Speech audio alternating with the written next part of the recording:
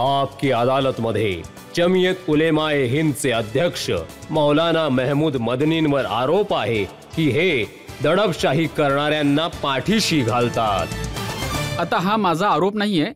केंद्र मंडळात एक मंत्री आहेत गिरिराज सिंग, त्यांनी सांगितलं की देवबंद ही आतंकवाद पसरवण्याचे उगमस्थान आहे आणि त्यांनी सांगितलं की हाफिज सय्यद सकट अनेक आतंकवाद संघटनांशी तार निगडीत आहेत। त्यांना शुभेच्छा देतो, खूप खूप शुभेच्छा देतो।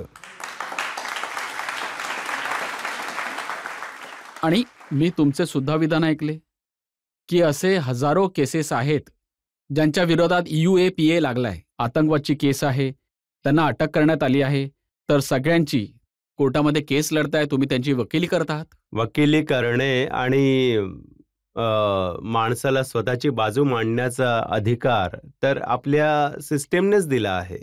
आपण कोण लागतो कोणाची वकिली करणारे? कोण आहोत आपण?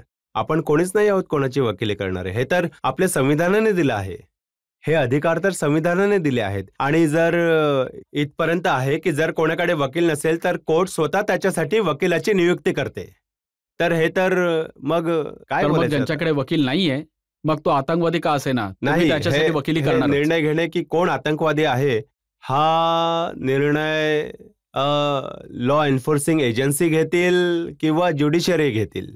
आता मी तुम्हाला शेकडो उदाहरणे देईन जिथे आम्ही कोणतीही केस लढली नाहीये आणि तुम्ही तर गुन्हेगारांबद्दल बोलताय। मी खूपच कॉन्ट्रोवर्शियल गोष्टी बोलतोय। अफजल गुरु, त्याला फाशी दिली गेली, पण आउट ऑफ टर्न प्रायोरिटी बेसिसवर फाशी देण्यात आली। आता याला काय म्हणायचं आपण? पण कोर्टाच्या आदेशानुसार?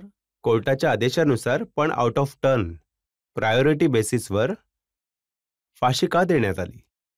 सगळ्यांनाच देण्यात यावी। लाईनशीर जितके जण होते त्याचा नंबर आला असता तर त्यालाही दिली असती, नक्कीच द्यायची होती। मग असं का केलं हा एक प्रश्न आहे।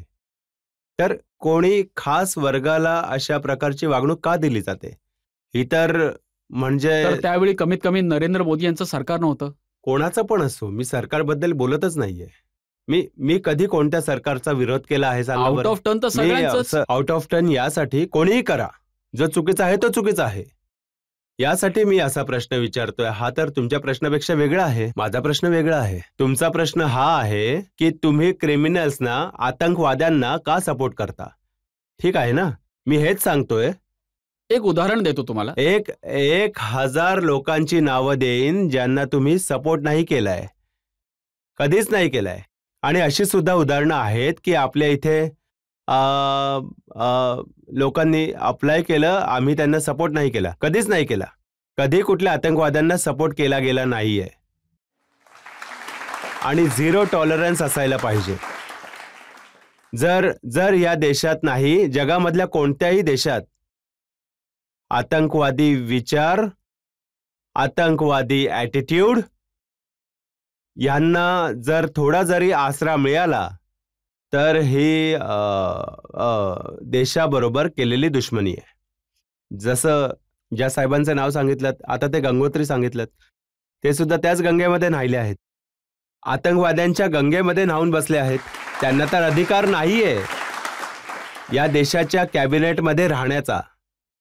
जर कोणी माणूस आणि या ॲटिट्यूडचा माणूस जर कॅबिनेटमध्ये बसलेला आहे तर मग मी त्या कॅबिनेटबद्दल काय विचार करेन? मी नक्की स्वतःला कुठे उभं करायचं? त्यांनी तर नावं दिली आहेत। त्यांनी सांगितलं की मसूद अझहर, मुल्ला अमर, फजल रहमान हे सगळे ते आतंकवादी आहेत जे देशाचे दुश्मन आहेत आणि हे देवबंदच्या विचारांना सपोर्ट करणारे आहेत लोक आणि देवबंदचा आदर करणारे लोक। या कारणासाठी मी सांगतोय, म्हणूनच मी सांगतोय की यांना माझ्या शुभेच्छा आहेत आणि आपल्या कॅबिनेटला सुद्धा खूप शुभेच्छा आहेत।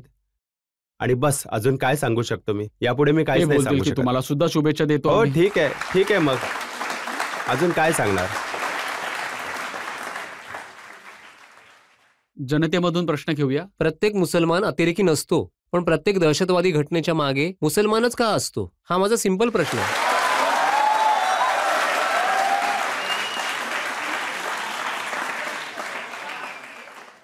हा तर पुन्हा तोच ऐकिवात येणारा आणि रटाळ प्रश्न आहे। याचे उत्तर खूप आधी सारखं देण्यात आलंय। आम्ही आता बस्तरमध्ये आणि मागच्या अगदी 1 वर्षात काढून जर बघितलं, तुम्ही जर जेवढे इन्सिडेंट झाले आहेत, तर त्यात जितके आमचे जवान शहीद झाले आहेत आणि जर त्यांचा एकदा रेशिओ काढून बघितलात, तर ते कुठल्याही मुसलमान कडून केला जाणारा इन्सिडेंट, आणि आता मी त्याला हिंदू नाही बोलणार, कारण हिंदू बोललो तर परत हिंदू मुसलमान म्हणून मुद्दा उठेल. 70 आणि 30चा रेशो सुद्धा नाही मिळणार, तिथे 70%. आता तिथे आसामवरून जर बघितलं आणि पूर्ण मध्य भारताला तुम्ही बघितलं, सगळ्यामध्ये तुम्ही बघून घ्या की अजून एक गोष्ट आहे, त्याला धर्माचा चष्मा चढवून बघितलं गेलं नाही पाहिजे. त्याऐवजी तुम्ही काश्मीरच्या इन्सिडेंट्सना जर तुम्ही धर्माचा चष्मा चढवून बघितला, तर मला नाही वाटत की तुम्ही योग्य प्रकारे न्याय कराल. खूप खूप अन्यायाची गोष्ट आहे ही, धर्माची गोष्ट नाहीये. तिथे तो धार्मिक इश्यू नाहीये, तो रिजनल इश्यू आहे. मग तो बस्तरवाला असो, नाहीतर तो बारामुल्लावाला असो, कुठलाही असो. मी तुमच्या बोलण्याने सहमत आहे की जो आतंकवादी असतो तो कोणाचा जीव घेतो, तो कोणताही धर्माचा नसतो, ना तो हिंदू असतो, ना मुसलमान असतो, ना सिख असतो. हेच तुम्हाला म्हणायचं. ही तर खूप छोटीशी गोष्ट आहे. मोठी गोष्ट तर ही आहे की या गोष्टी लोकलाइज्ड व्हायला पाहिजेत, पण त्या नॅशनलाइज नसाव्यात आणि या कुठल्याही धर्मालाही जोडता कामा नाहीये. विशेष करून मुसलमानांवर हे प्रश्न उठण्याची वेळ येऊ नये की त्यासाठी विशेष वातावरण बनलं गेलं असेल. आता ते वातावरणच बनवलं जात आहे ना पूर्ण जगामध्ये, की बघा हिंदुस्थानामध्ये मुसलमान लोकांवर किती अत्याचार होत आहेत, लिंचिंग होत आहे, होत आहे ना. आता तुम्ही त्या लिंचिंग विरोधात त्या प्रकारे बोलत नाही आहात, तर प्रॉब्लेम तर होणारच ना. त्या लिंचिंग विरोधात बोलणं झालं पाहिजे ना. तो पण एक आतंकवादच आहे.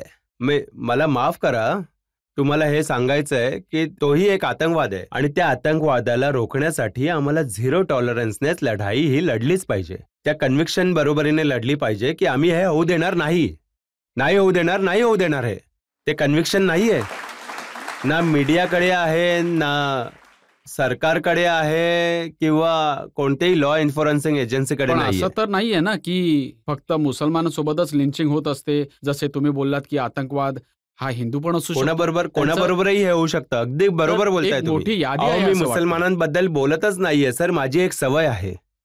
माफी मागतो मी मुसलमानांची गोष्ट जेव्हा मी या देशामध्ये राहतोय तर मी देशाबद्दल बोलेन. मी फक्त मुसलमानाबद्दल नाही बोलणार. कधी ऐकलं नाही. खूप नॉनसेन्स आहे की मी फक्त मुसलमानांबद्दल गोष्टी करतोय. हो, मुसलमानांचे सुद्धा इश्यूज आहेत. एकदा तुम्ही चांगल्या प्रकारे समजून घ्या. मी जामियातची गोष्ट करतोय, जामियात उलेमाई हिंद. मुसलमानांची संघटना असायलाच नाही पाहिजे. ही देशाची संघटना आहे आणि आपण देशाच्या बाबतीत विचार करून जर गोष्टी नाही सुधारल्या तर आपलं दुर्भाग्य आहे.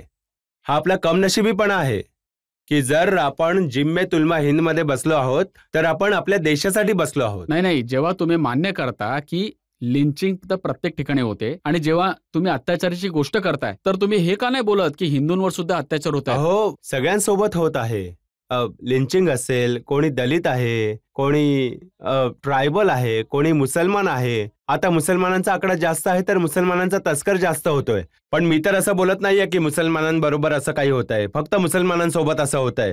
हे तर खूप चुकीचं आहे. जर कोणी म्हणालं की फक्त मुसलमानांसोबत हे होत आहे तर हे चुकीचं आहे. सगळ्यांसोबतही हे होत आहे, पण मुसलमानांसोबत जास्त होत आहे. आणि सर, त्यामध्ये तुम्हाला खूप मोठं योगदान दिलं पाहिजे, तुम्हाला लीड घेतलं पाहिजे. आणि मी तुमच्याकडनं ही अपेक्षा करू शकतो. तुम्ही या देशाला वाचवण्याकरता, वाढवण्याकरता आणि कोपऱ्यामध्ये बसलेल्या कम्युनिटीला तुम्हाला योद्धा बनवून पुढे आणलं पाहिजे. तुमच्यासारख्या लोकांकडनं देशाला खूप अपेक्षा आहेत. माफ करा, मला हे सगळं करायची गरज नाहीये, वेळ सुद्धा नाहीये, पण माझं तुम्हाला वचन आहे की ह्या असल्या कामांमध्ये कधीच मागे हटणार नाही. मी तुमचा खूप खूप आभारी आहे.